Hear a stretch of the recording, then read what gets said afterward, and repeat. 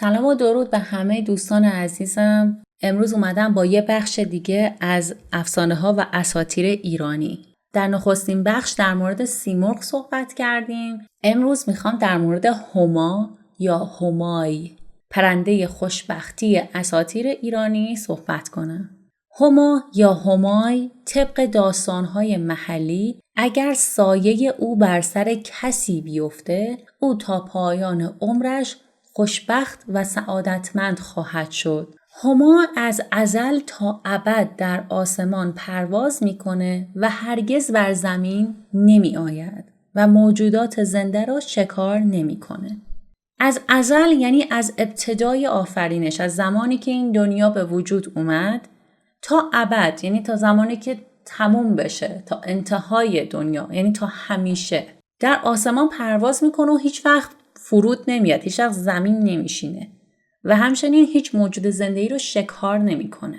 و همچنین در افسانه ها آمده که هما پرنده بهشتی است که نیمی از وجودش نر و نیمی دیگر ماده.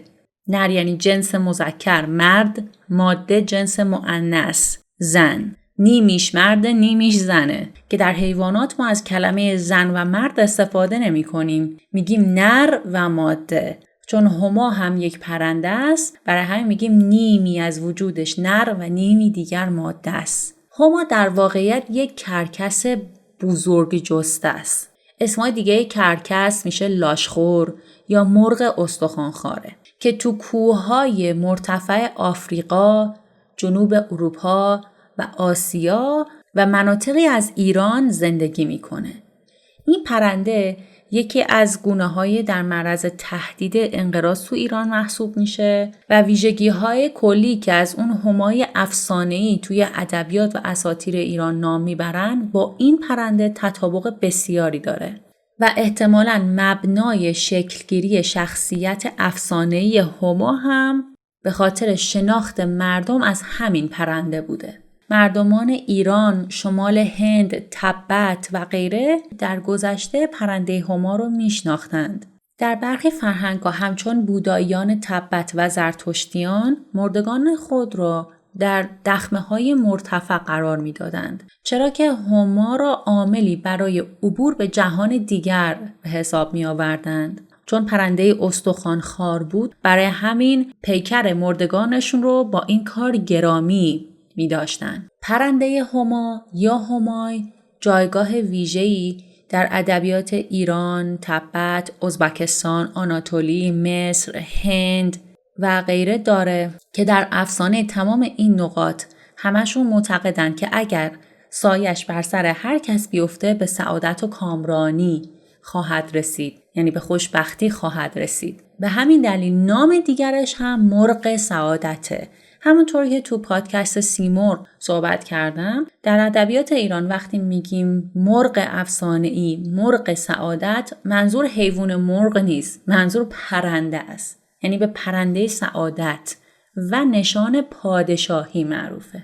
همچنین تصویر این پرنده امروزه به طور رسمی در نشان جمهوری ازبکستان هم قرار داره. در افسانه‌های کشورهای مرکز آسیا، هما دارای ویژگی‌های افسانه‌ای متفاوتیه. اگر شما در مورد این موضوع اطلاعی دارید، حتما توی کامنت‌ها برای من بنویسین.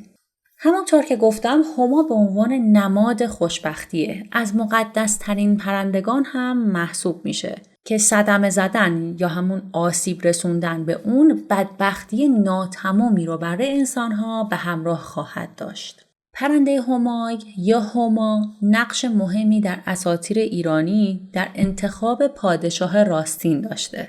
یعنی پادشاه خوب، واقعی، حقیقی، راستین. و از همین روی، یعنی به همین دلیله که در سرستون‌های پارسه توی تخت جمشید تندیس اون به عنوان نماد برحق بودن پادشاهی هخامنشیان دیده میشه.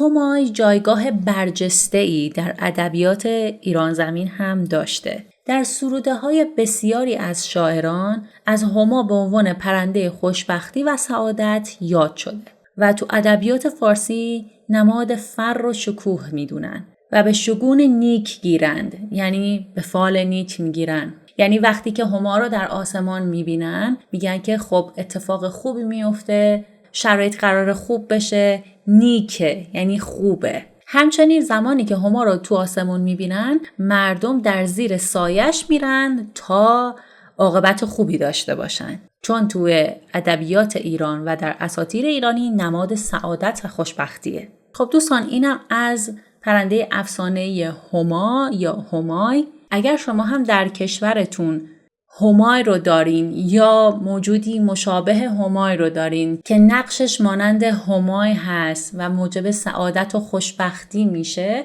حتما برای من بنویسین و توضیح بدین که چه موجودی هست، چه شکلیه، چه کار میکنه و در ادبیات کشور شما چه جایگاهی داره.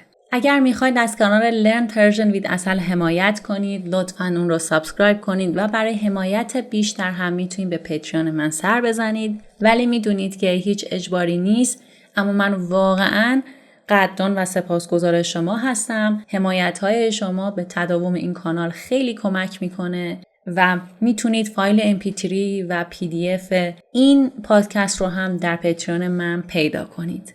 برای اطلاعات بیشتر در مورد کلاس‌های آنلاین فارسی میتونید به persian.by.asal@gmail.com ایمیل بزنید و اگر میخواین در مورد سیمرغ موجود افسانه‌ای و اساطیری دیگه ایرانی بیشتر بدونید، میتونید ویدیوی بالا رو انتخاب بکنید و برای یادگیری فارسی با سریال شهرزاد هم میتونید ویدیوی پایینی رو انتخاب بکنید. بوس به کله هاتون. اسم من عسله. مرسی که به پادکستم گوش دادین. دوستتون دارم. خدافظ.